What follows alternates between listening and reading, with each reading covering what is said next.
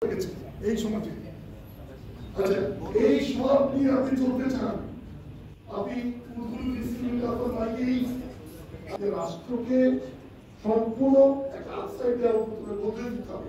এমন একটা সিচুয়েশন ঘটবে যেখানে জনসমষ্টি একটা আমাদের মালিকানা আছে এবং আমাদের মেজাজ খারাপ হয়ে গেছে। এইটাই আসল কথা।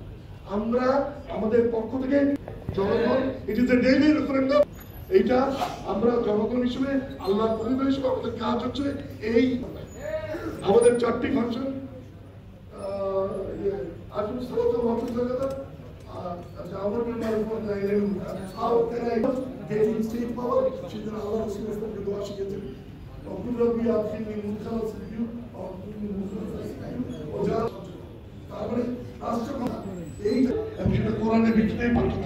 আমাদের একটাই অপশন আছে, there is no other and total পুরোটা ইসলাম যদি গ্রহণ করতে পারি আংশিক যদি করি তাহলে হবে।